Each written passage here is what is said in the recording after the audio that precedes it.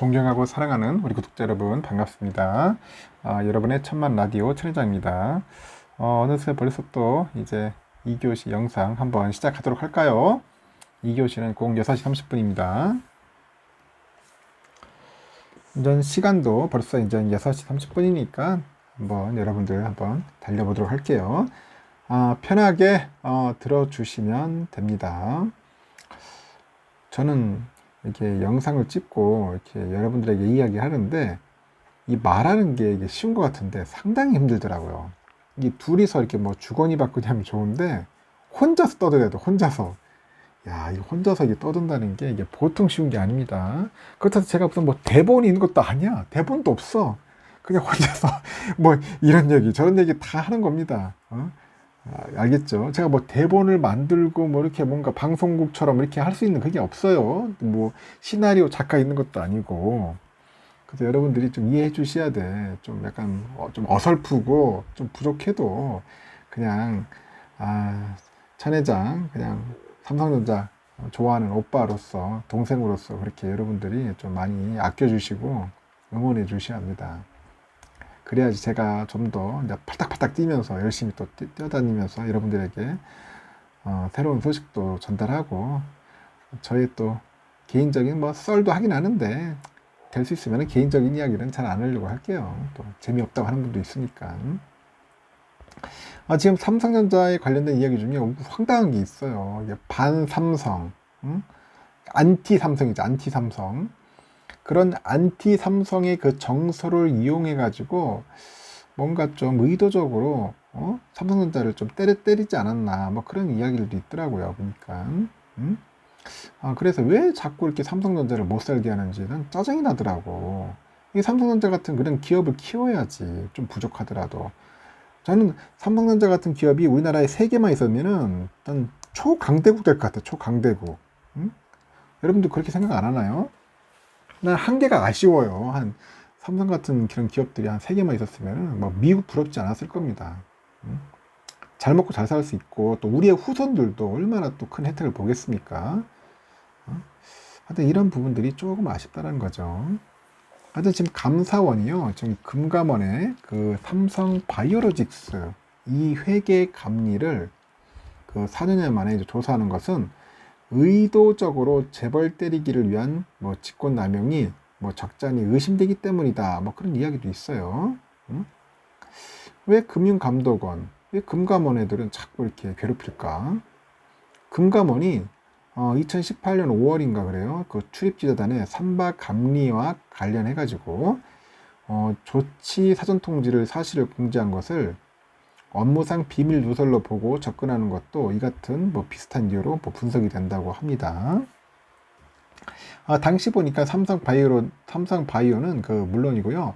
금융위원회조차도 금감원이 삼바감리 이슈를 두고 여론전을 벌였어요. 그래가지고 조치 사전통지 사실을 대대적으로 알린 것 아니냐 이런 지적을 여러분들 한번 제기한 바가 있어요. 지적을 제기한 바가 있는데 다만 감사원이 전 정권을 상대로 그 전면적인 정치 감사를 벌이는 측면이 있다는 논란 역시 뭐 커질 것 같다. 뭐 그런 이야기도 있고요. 하여튼 우리나라는 참 시끄러워. 이거 뭐 조금만 잘못하면은 이게 정치적인 거로 다 이슈가 되고 맨날 보복하고, 이 보복. 이거 언제 이거 그 고리에 끈을 끊을지 참 답답합니다. 이런 거 보면은. 하여튼 감사원과 금융당국 등에 따르면요. 금감원 공보실은 2018년 5월 2일인가 그때 출입기자들한테 삼바에 대해서 감리를 완료하고 조치 사전통지서를 회사 및 감사인에게 통보했다고 이렇게 단체 공지 문자를 발송을 했다고 합니다. 조치 사전통지는 회계감리 사안에 대해서 조치가 필요하다는 점이 금감원 입장임을 그 감사인과 회사에 알려주는 그런 절차라고 합니다. 조치 사전통지. 그래서 이 조치 사전통지를 했다는 그 자체만으로 금감원이 그 삼바의 회계 처리상 오류가 있었다 그렇게 판단했음을 유추할 수 있는 셈이라고 하죠.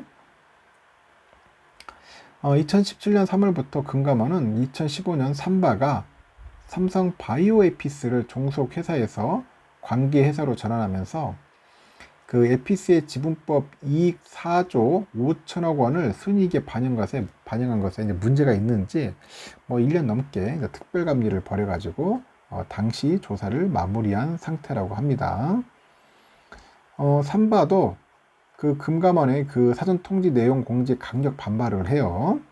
그 삼바는 회사 홈페이지에 공식적으로 민감한 사안에 대해서 정보가 무분별하게 공개에 노출되는 상황에 유감을 표한다. 그 금감원을 겨냥해서 응수를 했고, 그 최종구 당시 금융위원장도 이번 건은 금감원이 전례 없이 사전 통지 사실을 외부에 공개를 해가지고 시장의 충격과 혼란을 초래했다고 목소리를 높여요. 그래서 감사원이 이제 금감원의 삼바 특별감리의 문제점을 인지를 했고, 감사를 벌이는 것도 이 같은 당시 상황들을 상당히 파악하고 있기 때문이라고 전해지는데, 감사원은 당시 금감원의 그 조치 사전 통지 공지가 외부 감사에 관한 법률상 비밀 유지 의무를 어긴 것은 아닌지 현재 뭐 심층 조사하는 것으로 현재 알려져 있다고 해요.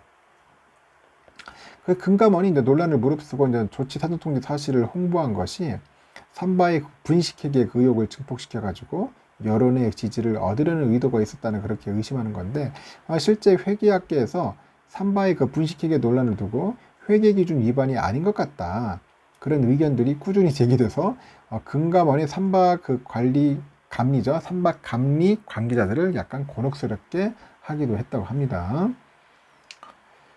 그때 감사원이 이제 금감원 감사를 통해 가지고요, 삼바 감리상 직권남용이 있었다고 적시할 경우 삼바의 그 분식회계 관련 소송에도 상당한 그런 영향을 주면서 회사 측이 한결 유리한 고지를 점할 수 있다고 합니다. 그래서 삼바 입장에서는 금감원의 그 회계감리의 절차적 오류뿐 아니라 당시의 정치적인 의도가 적지 않았다는 그런 지적의 힘을 실을 수 있고요.